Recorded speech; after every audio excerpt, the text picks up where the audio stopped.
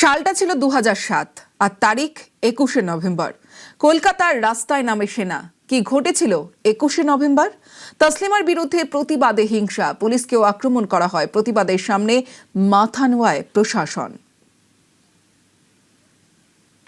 তসলিমা নাসরিনের যে ঘটনাটা 2007 সালে ঘটেছিল নভেম্বর মাসে, সেদিন যেটা আমরা দেখেছিলাম সেটা খুব এখনো বলতে গেলে আমার খুব রোমহর্ষক মনে হচ্ছে ঘটনাটা। পার্ক সার্কাস, এজিসি বোস রোড, মূলত এই অঞ্চলগুলোতে ব্যাপক হারে গোলমাল হয়েছিল।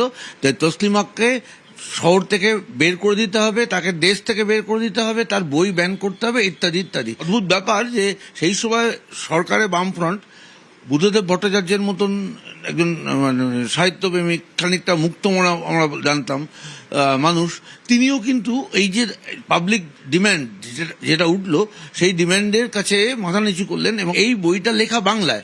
এবং যারা রাস্তায় সেদিন দাঁড়িয়ে দাঙ্গাটা করলো, চোখের সামনে দেখেছিলাম, কংগ্রেসের এক নেতা ছিলেন ইদ্রিস আলী, তিনি ছিলেন সিদ্দিকুল্লাহ চৌধুরী, পরে মন্ত্রীও হয়েছিলেন।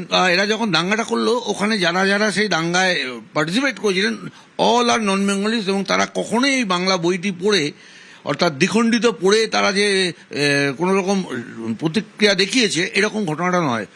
এবং ইদ্রিস আলী ওইখানে দাঁড়িয়ে সেই দাঙ্গায় আমরা চোখের সামনে দেখেছিলাম পরের পর গাড়ি, কিভাবে গাড়ি ভাঙচুর আর গাড়িতে আগুন লাগানো, পুলিশ প্রায় অসহায়ের মতন অবস্থা, পুলিশকেও আক্রমণ করা হয়েছিল। তা না হলে কলকাতা শহরে সেনা নামা আমি এর আগে দেখিনি। 92 সালে ঘটনাটা একটা অন্যরকম, ভায়োলেন্সটা হয়েছিল মারাত্মক।